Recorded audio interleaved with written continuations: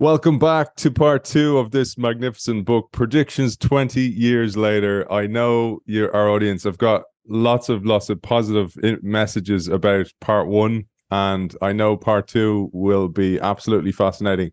This book is so far ahead of its time, and it maps to so many concepts we've covered on the show, except it came before all those books as well. So it's great to have him back, the author of Predictions 20 Years Later. Theodore Modis, welcome back.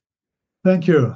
I wanted to just map back to part one and a couple of concepts that were key. I loved the idea of if rabbits are competing, they're competing for grass. So there's going to be a diminishing amount of grass. This maps very much to what we're going to talk about today, the limits of growth. And you map this to GDP and S-curves. You showed that the GDP and growth in the US, Japan, China, and India, the latter display exponential growth. And we're seeing the fruits of what you saw back then today. Maybe you'll explain what you were doing here. Yeah. GDP follows a natural growth curve, which means that it has a limited capacity to grow into, like the rabbits on the fenced-off grass field. There's only a certain amount of grass there. GDP is the same thing. The amount of growth, the economy goes into niches. It doesn't mean that it comes to a halt, but it may need another S-curve to follow up by changing the conditions. So the American GDP, the USA GDP, as you said, has been growing along an S-curve and has been slowing down because it's approaching its ceiling. I mentioned how the Japan GDP reached its ceiling 30 years ago. So I'm showing you the Japan GDP here, which as it in the book. And you see that it followed an S-curve and it stopped growing in the early 90s, And from then on, it was rather flat. When I finished that book, and the white dots here are forecasts by IMF, I think, or by the Japanese themselves.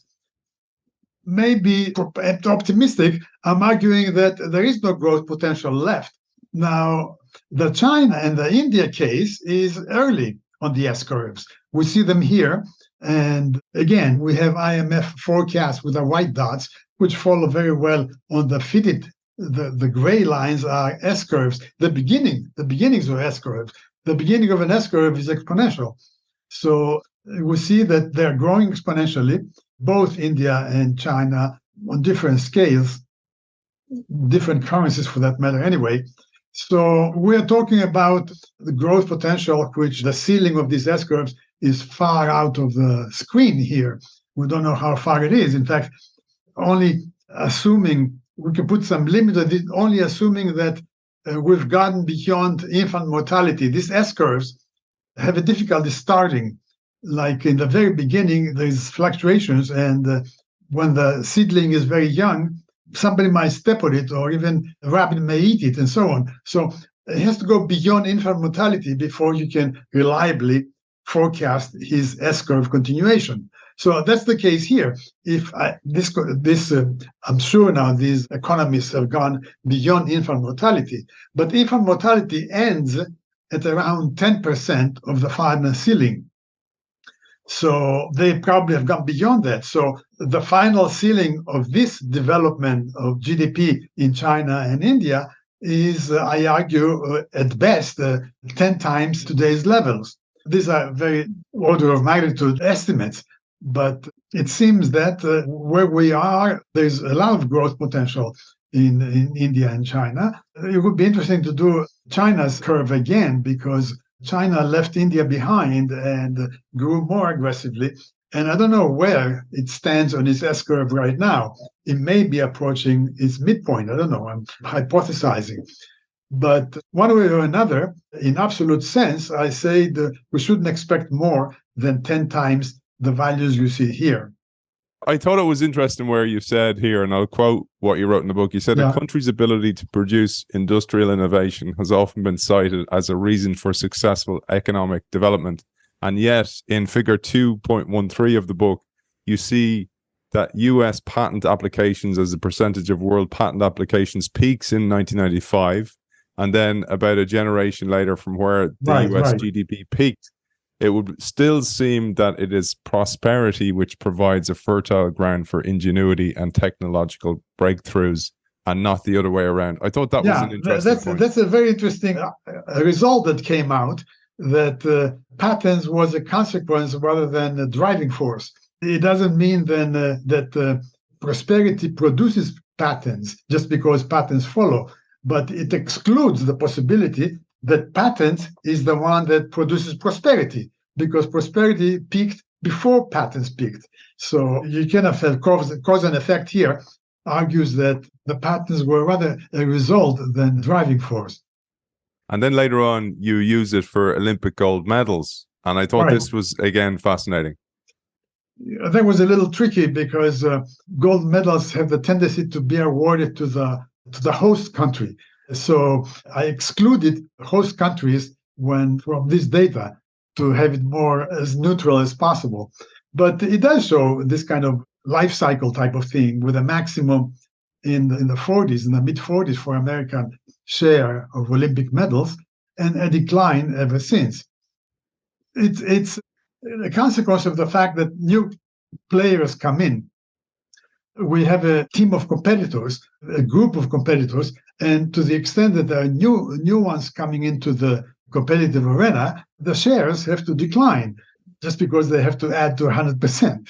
So this was more obvious with even the GDP. There were, as a percentage of the world GDP, when you have India and China rising, they have to take the share of the US GDP of the world share will go down because these young countries are grabbing share away. So that's what we see on this graph. There was a paper that absolutely piqued your interest. It was the J.C. Fisher and R.H. Pry paper, and I'm going to link to that because it's still available on the internet, and it looked at the rate of substitution for a variety of applications and found that the speed at which a substitution takes place is not simply related to the improvements in technology or manufacturing or marketing or distribution or any other single factor, but rather a measure of how much the new is better than the old in all those factors.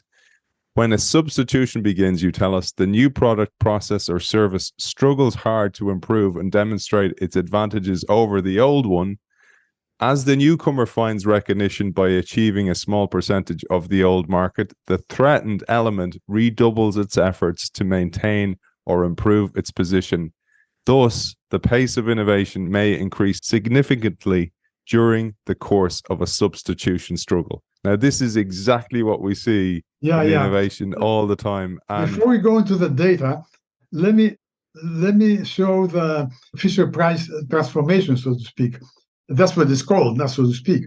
Here we see an S-curve on the top, and if it goes to 100, if this is percentages, we have an efficiency, let's say, goes from 0 to 100% in a nice S-curve way, natural growth. Now, if you plot, or if it's a substitution, you are substituting new for the old. So the new is growing from 0 population to a maximum of 100 in a certain time. Now, if you plot the ratio, new over old, and you plot it on a logarithmic paper, instead of an S-curve, you get a straight line. This is just a transformation, a mathematical transformation, but has the big advantage of visually being able to detect an S-curve. That is, if you see even 3 points fall in a straight line, you know there's probably an S-curve behind it. So it's a powerful tool. It was introduced by Fisher and Price, and I use it extensively just because I can evaluate intuitively the naturalness. To the extent that things are falling on a straight line on this logarithmic scale of new to old, I know we are following an S-curve. Let's give our audience a couple of examples. There's synthetic rubber, natural rubber. There's also horses for cars. Yeah. But the synthetic rubber has an interesting twist in it. Here is the horses for cars, 2 S-curves, one going down for horses, one going up for cars on a linear scale. And here is the Fisher-Price, and we have several of those. And in fact, all of them are parallel lines. Now, remember, this is logarithmic scale of new to old. Therefore, straight line here means S-curve. So you see margarine for butter follows straight line. synthetic or natural fibers, synthetic for natural fibers follows another straight line, and synthetic for natural rubber makes a little twist there, because during the war, synthetic rubber became extremely desirable because plantations were cut off, offshore plantations and so on, and the war demanded a lot of rubber. So we are having a very rapid increase of this new to old. The new is growing much faster than in other. See, the other cases, they're parallel lines. So that means the rate of growth is comparable in these substitutions. But during the war, the need for synthetic rubber was so high and the conditions so exceptional that we violate the natural trajectory and it goes much faster. It seems like another straight line, very rapidly growing straight line, means another short S-curve here, which takes place very quickly, reaches a maximum, and as soon as the war finishes, it drops down to continue the natural growth, because now there was no more reason to be unnatural about it. So the black points are my updates. Fisher and Pry only published the white points. This is a graph I borrowed from their publication. And their data stopped here, and I updated with later on, and we see that the deviations from these S-curves everywhere, just because these S-curves are approaching the top of the ceiling. S-curves have deviations early on and late. Early on because of infant mortality. If it's very early, there's scattering, there's unforeseeable reasons for which natural growth is not followed if it's very small, the size we're talking about. And late, when you're approaching the ceiling, you break again into this chaotic type of behavior, just because there's always a little bit of natural rubber left.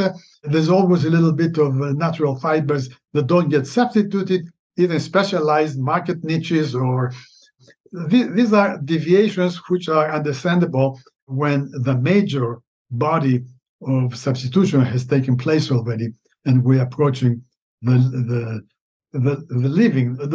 ceiling, what I call the saturation level.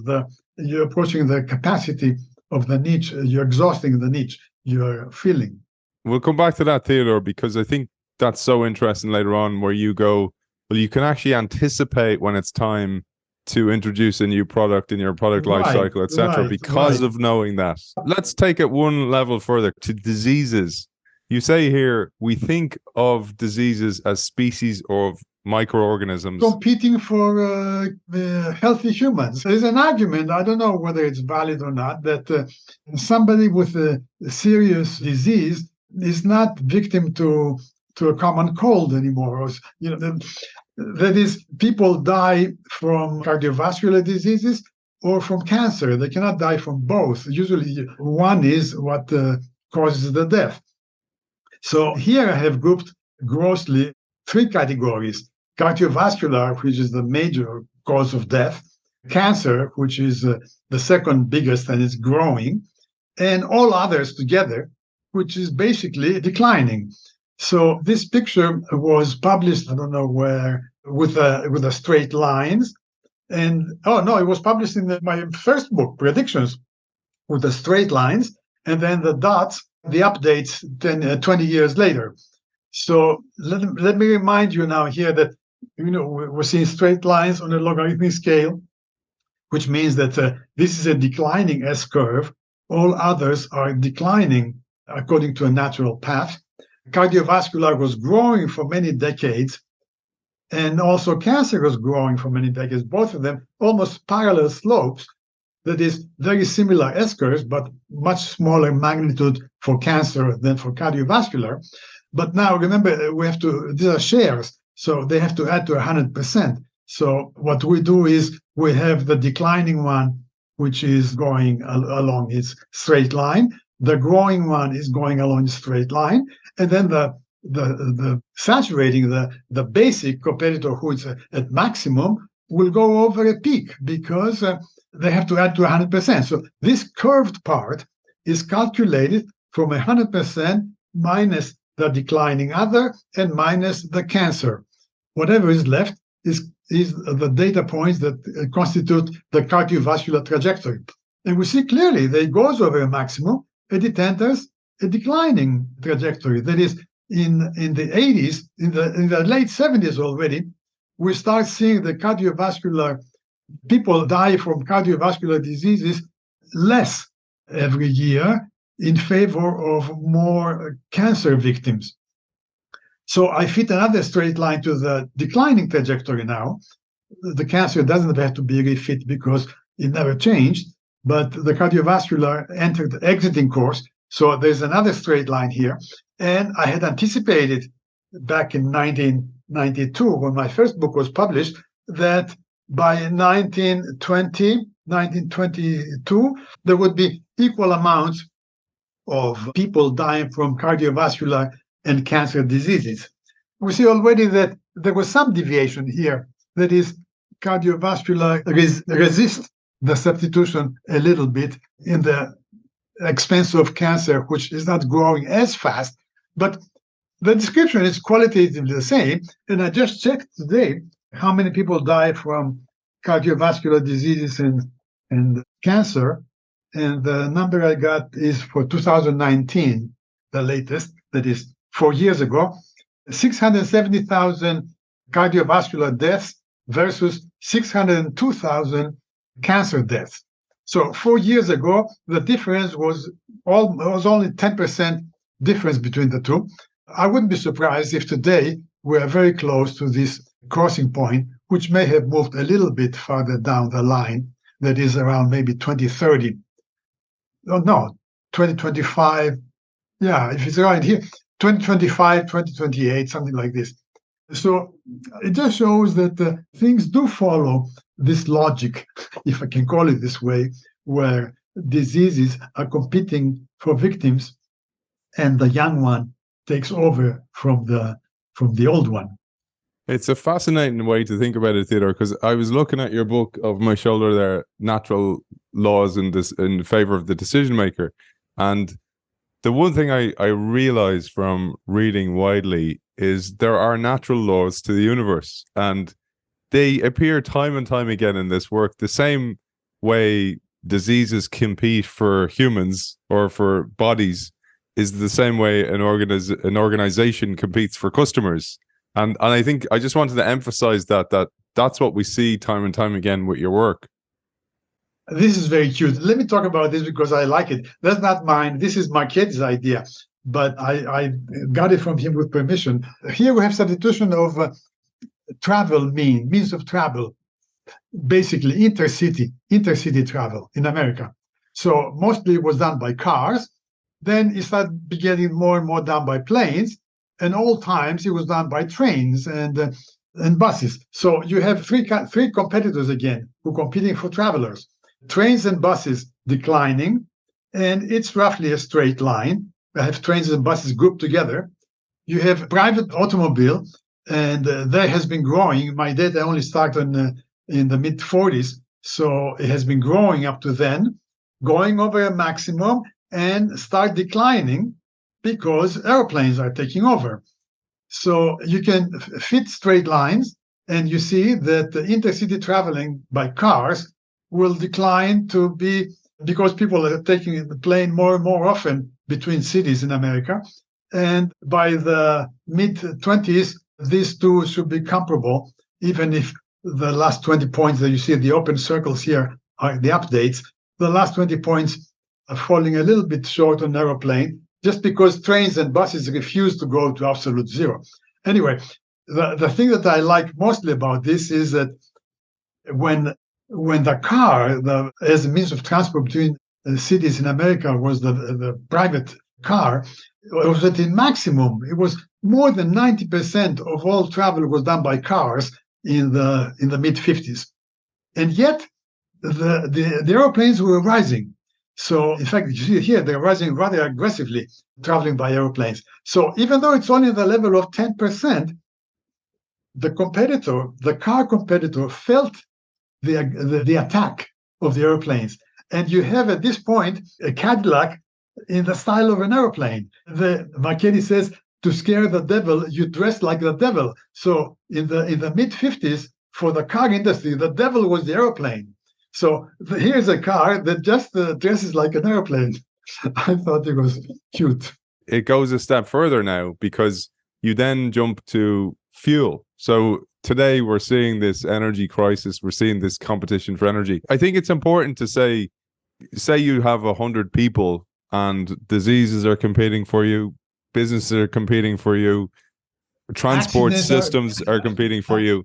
But if there's increasing amount of people, that means an increasing share for all these different things. And it's very important to know the difference. And I thought that was an important factor. If the absolute number of people is increasing, the shares don't change because they increase both for one competitor and for the other, according to the advantage each competitor has. So when you look at the shares, the fact that the overall envelope may increase or decrease is irrelevant.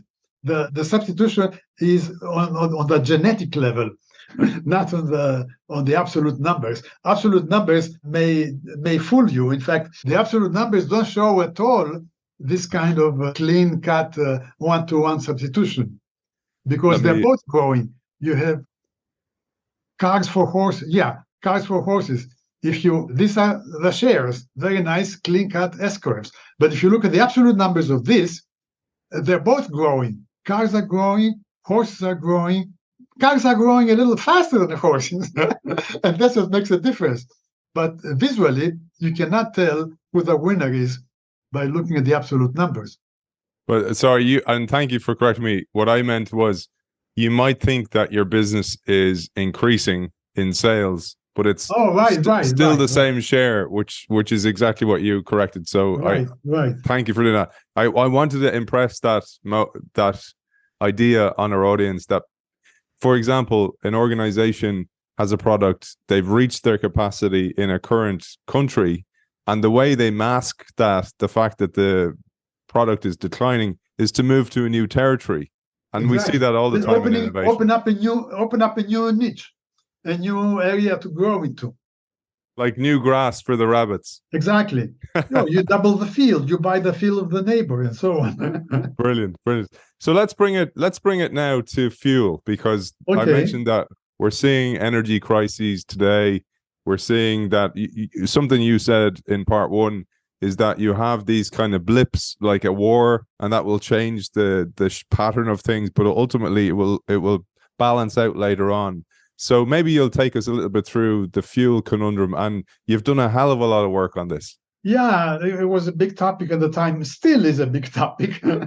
And in the book that you're talking about, the predictions 10 years later, I saw an increase in the production of oil in the early 10s.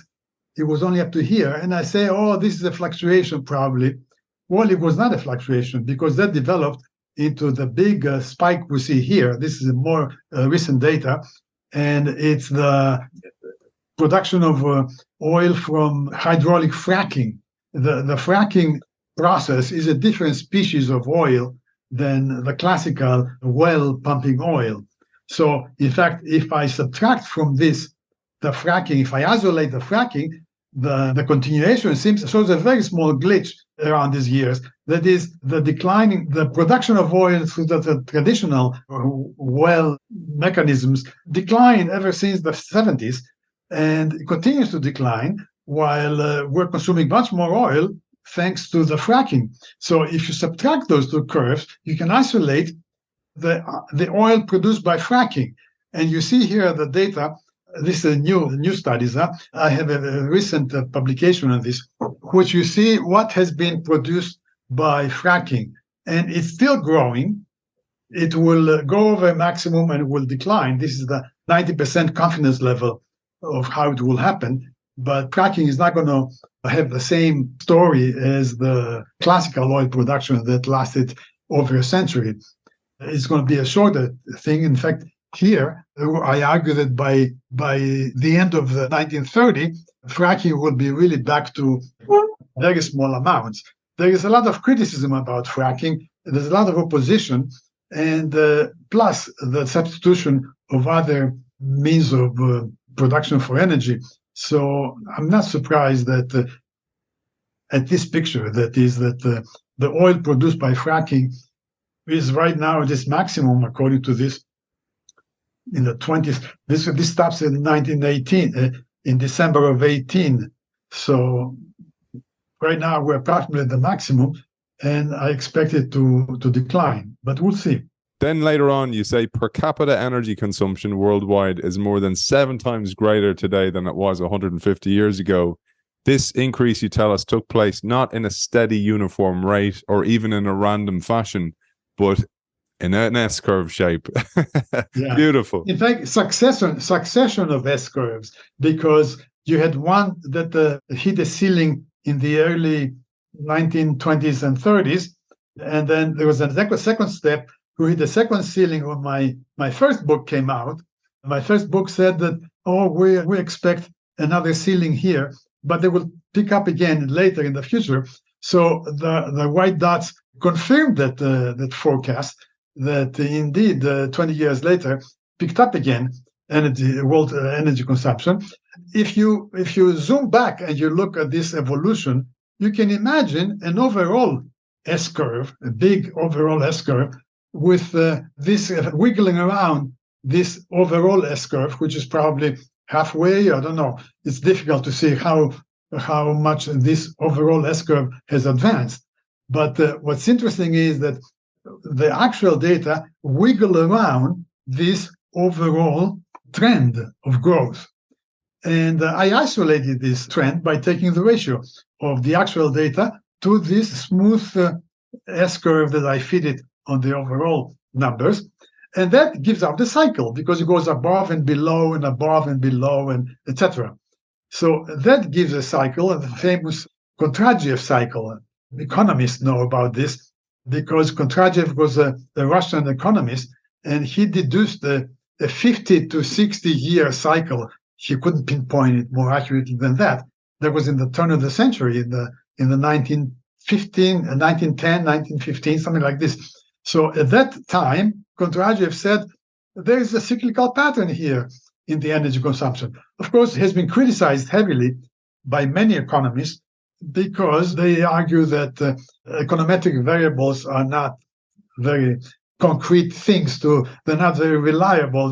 They're subjective. But when you have energy per capita in tons equivalent of coal, then we're talking about concrete numbers here. We're not talking about subjective definitions. Because you prompted us to go to Kondratyev cycles, I found that fascinating. And I also found it fascinating that, probably like you, when he introduced these cycles, he was rejected because it was almost too simplistic. And yet you did an amazing thing where you mapped the number of hurricanes to overall weather data. Yeah. In fact, that number, where is that number? Hey, I even updated that. You see, this is the number of major hurricanes over the Atlantic. And you see how the cycle goes.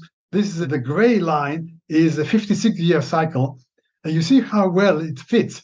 The number of hurricanes has been isolated because there was a gentle trend, or a growing trend. So I subtracted a straight line from minimal manipulation.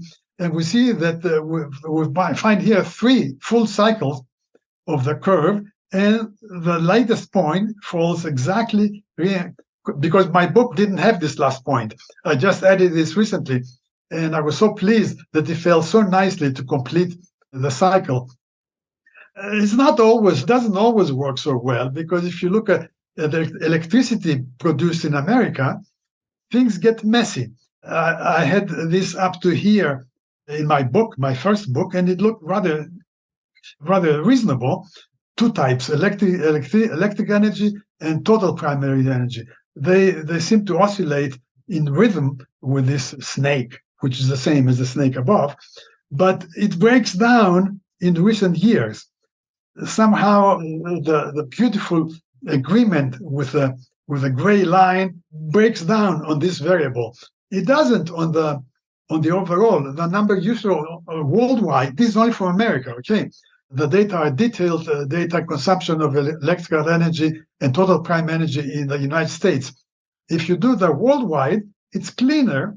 And it does go up in a better way. What I took from that, Theodore, and I'd love you to correct me if I'm wrong, is that if you think about, there's a subset, like you say later on, like Russian dolls, there's these nested S curves, cascades of S curves, and as an overall, maybe they match like a chondritive cycle, and that perhaps when we experience inside they're smaller, they're smaller cycles. And then as a overall for the universe, for example, there's cycles happening above our conception as a human being. Yes, and they're actually affecting the climate and things on the earth that we just are unfamiliar with.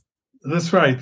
The problems with finding data, you need accurate data going over decades. If you talk about the universe, you need data going over millennia.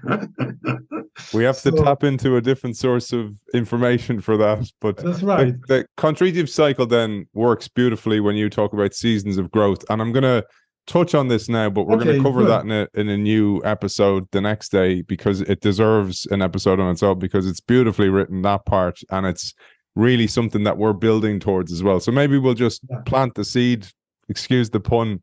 I'll tee us up for this and we'll come to it the next day. You start with a quote by Percy Shelley.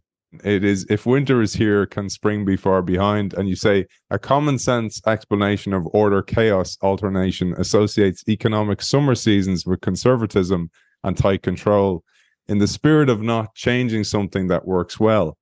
At the same time, you tell us during economic winters, erratic trial and error searches abound as means for finding new growth opportunities and give rise to chaotic fluctuations." Lovely. Macroscopically, these are the standing out characteristics of winter and summer. But of course, we have spring and fall, and we can go into more detail about the characteristics of each season. And they are illuminating. They suggest interpretations, the understanding on a gut level than on a market level, because these things happen in the market, but one doesn't notice them if you don't have this eyepiece to look at. This is fall. And in the fall you have to be entrepreneurial. Yeah, no, I love it. And this is a season like we'll talk about the next time. Yeah, we'll talk about it the next time. The last thing I just wanted to say was you do dedicate a chapter to chaos, and the one thing maybe we might share on that is that when you do get to the top of the S curve, there's chaos at the top of the S curve. So there's order, and then there's chaos. Right. And then there's order again. You can see right here, the real data is the dark black line, and the smooth S curves is the model. So you see that you're going rather closely model and data on the rising side, but when there's no more growth, you have fluctuations which seem of an erratic, chaotic nature. Again, you have a rising here, which doesn't show the fluctuations. Maybe they're still there, but you cannot see them because the trend is rising so steeply that the fluctuations don't show up. And then when the rate of growth slows down or goes to zero, you see the fluctuations again.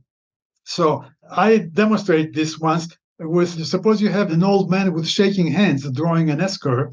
So he goes like this, and obviously his hand shakes all the time. But while there is a big trend, it's less visible. When there's a flat trend, it's more visible. And now you can detect what's normal from what is abnormal, let's say, because fluctuation in the middle on the rising part of the S curve, right here, you see this white dot is off the curve. His hand fluctuated upwards, but doesn't mean much because a little bit later, it happened in reality. The black dot took horizontally is the time axis. So a little bit later in time, we saw what we saw as a fluctuation. Later on, we have the same thing, another fluctuation here. The overall trend now is slowing down. So you have another fluctuation comparable to the previous one. And now you have to wait a little longer to see it happen in the trend. So again, it happens. It's not absurd, but realistic, but it happens later. Well, if you go towards the top and then you get the same type of fluctuation, there's no time in the future. The trend has flattened completely. The S curve is at the top. So there will be no time in the future where that point will be reached. Well, that kind of fluctuation is not normal. I mean, that goes outside the natural. That's not a natural fluctuation, let's say. So essentially, the system breaks down at that level when it's at the top of the curve. It's time to jump to a new one. Exactly. By this time, you are into chaos. And in chaos, there's a whole a whole set of behaviors which are appropriate for chaos, which are not appropriate for summer. Now, when things go very fast, you're in the summer. In the summer, when things work like a clock, you don't innovate. Some people say innovate, innovate, innovate. Wait, I say, you don't innovate all the time. Like, innovate here. Here you must innovate because you're stuck. But if things work like a charm, why innovate? And this is so important. You say later on, and we'll talk about it when we talk about seasons, is hiring for the season. If you're an innovator, if you're a chaotic mind, you don't want to be in the organization when it's in that bureaucracy stage. Theodore, it's been an absolute pleasure, as always. Well, it's my pleasure, too. I'm revisiting my old books. It's a pleasure to do it with you, sir, and it's a pleasure to have you. Where can people find you if they need to find you? growth-dynamics.com. Author of Predictions 1, Predictions 10 years later, Predictions 20 years later. Theodore, there's one due now for 30 years later. Exactly. There's a new lunar cycle that's due. Right.